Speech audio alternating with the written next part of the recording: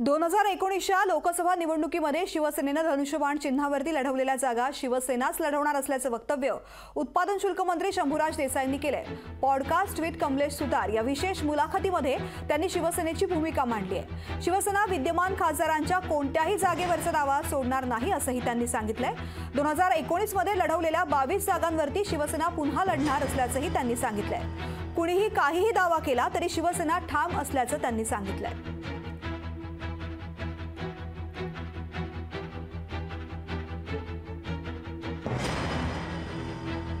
की म्हणजे शिवसेना कधी पण आग्रही राहायची जागांबाबत, आता तो आग्रह थोडा कमी दिसून येतोय का? बघा, तुमच्या आता रत्नागिरीची जागा असेल, सिंधुदुर्गाची जागा जी तुमच्याकडे सिटिंग जागा आहे, दक्षिण मुंबईची जागा असेल किंवा अशा अनेक जागा मधल्या काय चर्चा त्याची येते, ह्या अगदी कालपराच्या गोष्टी आहेत। त्या जागांवरती भाजपचे नेते फर्मली दावा सांगतात आणि तुमच्याकडनं फार विरोध होताना दिसत नाही। त्यांनी दावा सांगू द्या, आम्ही दावा सोडलाय का? नाही सोडलेला। कोण बोलत पण नाही, फक्त मागे गजानन कीर्तीकर बोलले, त्याच्यानंतर कोणी असं फार मी सांगतो ना आपल्याला, बघा अजून ही प्राथमिक अवस्था आहे। म्हणजे 48 जागांना पैकी 45 जागा तरी किमान निवडून आणायच्या हा बेस धरून आम्ही चाललोय। आज आमच्याबरोबर सिटिंग 13 खासदार आहेत, त्यांच्याबद्दल तर दुमत असायचं कारण नाही। जे विद्यमान आमच्याकडे शिवसेनेचे खासदार आहेत ते तर आहेतच, त्या व्यतिरिक्त ज्या जागा धनुष्यबाण चिन्हावरती मागच्या निवडणुकीत आम्ही युती म्हणून लढलो होतो, त्या जागांवरचा दावा आम्ही कुठेही सोडलेला नाही। आता बोललो नाही किंवा मागणी केली नाही म्हणजे दावा सोडला असं होत नाही ना। तर बोललो नाही आणि मागणी केली नाही म्हणजे दावा सोडला असा अर्थ होत नाही, शंभूराज देसाई यांनी म्हटलेलं आहे। पॉडकास्ट विथ कमलेश सुतार या विशेष मुलाखतीमध्ये त्यांनी हा दावा केलेला आहे। 2019च्या लोकसभा निवडणुकीमध्ये शिवसेनेनं धनुष्यबाण चिन्हावरती लढलेल्या जागा शिवसेनाच लढवणार असल्याचं वक्तव्य उत्पादन शुल्क मंत्री शंभूराज देसाई यांनी केलंय। पॉडकास्ट विथ कमलेश सुतार या विशेष मुलाखतीमध्ये त्यांनी शिवसेनेची भूमिका मांडली आहे। शिवसेना विद्यमान खासदारांच्या कोणत्याही जागेवरचा दावा सोडणार नाही असं त्यांनी सांगितलंय। 2019 मध्ये लढलेल्या 22 जागांवरती शिवसेना पुन्हा लढणार असल्याचंही त्यांनी सांगितलंय। कुणीही काहीही दावा केला तरी शिवसेना ठाम असल्याचं त्यांनी सांगितलंय।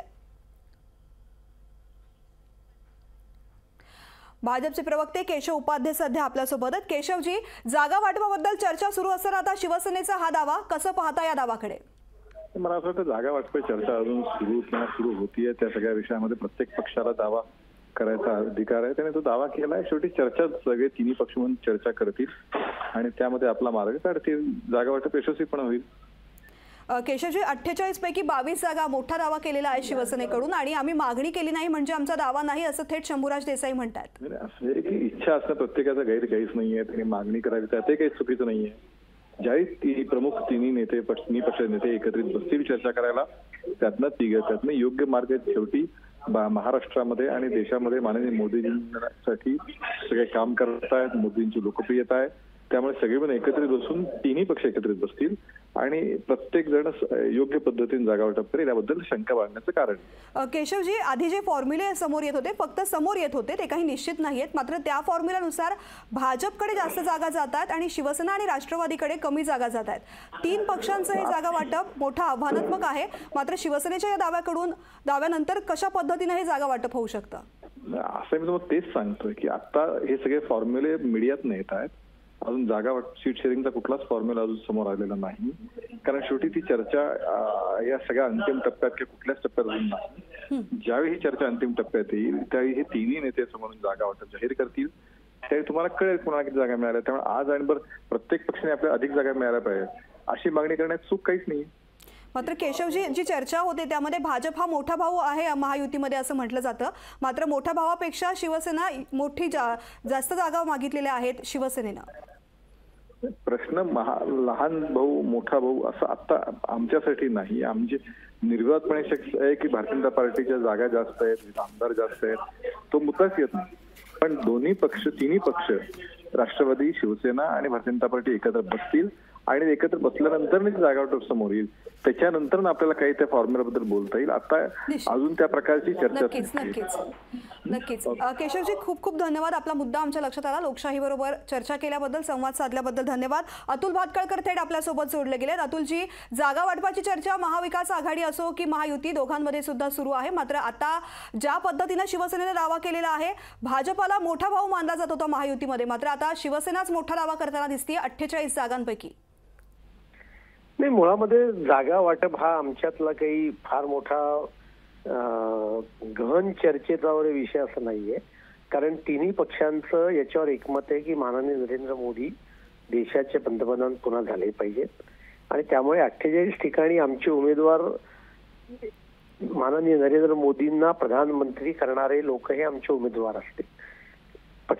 तिन्ही पक्षाचे वरिष्ठ नेते देवेंद्र फडणवीस, चंद्रशेखर बावनकुळे, राष्ट्रवादीचे अजितदादा पवार आणि शिवसेनेचे नेते एकनाथ शिंदे हे तिघं एकत्र बसून अर्ध्या तासात over the cup of T याच्यावर चर्चा करतील आणि कोण कुठल्या जागा लढवेल याचा निर्णय करेल आणि तो पक्ष त्या पक्षाचे उमेदवारांच्या संदर्भातले अंतिम निर्णय करेल. त्यामुळे कोण किती जागा लढवणाऱ्यावर याची कुठलीही चर्चा आम्हाला आता पब्लिकमध्ये करण्याची आवश्यकता नाही, कारण आमचं या सगळ्या विषयावर तिन्ही पक्षाच्या नेत्यांचं एकमत आहे. मात्र अतुलजी, पंतप्रधान नरेंद्र मोदी यांना पुन्हा एकदा पंतप्रधान पदावरती बसवण्यासाठी महायुतीमधल्या शिवसेनेनं जर 22 ज्या विद्यमान खासदार आहेत त्या जागा मागितल्या तर द्यायची तयारी असेल भाजपची? हे बघा, मी पुन्हा एकदा सांगतो की आम्ही तिन्ही पक्ष आणि आमचे मित्र पक्ष माननीय मोदीजींना प्रधानमंत्री करण्याकरता सर्व कार्यकर्ते नेते मंडळी झटत आहेत आणि त्याच्यामुळे जागा वाटपाची संदर्भातले कुठलंही भाष्य आम्ही मीडियाच्या माध्यमातून करणार नाही. त्याच्यावरनं आमच्या आपापसात कुठल्याही प्रकारचे मतभेद नाहीत आणि त्याच्यामुळे येणाऱ्या काळामध्ये निवडणुका जाहीर होतील. त्या निवडणुका जाहीर होण्याच्या अलीकडे पलीकडे आम्ही आमचं कोण कुठल्या ठिकाणी उमेदवार निवडून येईल याची क्षमता बघून त्या उमेदवाराच्या आधारावर आम्ही सर्व निर्णय करू. नक्कीच. अतुल भातखळकरजी खूप खूप धन्यवाद लोकशाही मराठी बरोबर संवाद साधल्याबद्दल. तर पॉडकास्ट विथ कमलेश सुतार या मुलाखतीमध्ये शंभूराज देसाई यांनी एक महत्त्वाची भूमिका मांडलेली आहे. 2019 मध्ये लढलेल्या 22 जागांवरती शिवसेना पुन्हा लढणार असल्याचं त्यांनी सांगितलेलं आहे. शिवसेना विद्यमान खासदारांच्या कोणत्याही जागांवरचा दावा सोडणार नाही असं त्यांनी म्हटलेलं आहे. मात्र त्याआधी अतुल भातखळकर यांच्याशी आपण संवाद साधलेला आहे. यावरती प्रतिक्रिया घेण्यासाठी त्यांनी मात्र पंतप्रधान नरेंद्र मोदी यांना पुन्हा एकदा पंतप्रधान पदावरती बसवण्यासाठी चर्चा सुरू आहे, निर्णय झालेला नाही अशी भाजपची भूमिका असल्याचं त्यांनी स्पष्ट केलं आहे. लोकशाही मराठी ऐका, पहा, जागरूक रहा.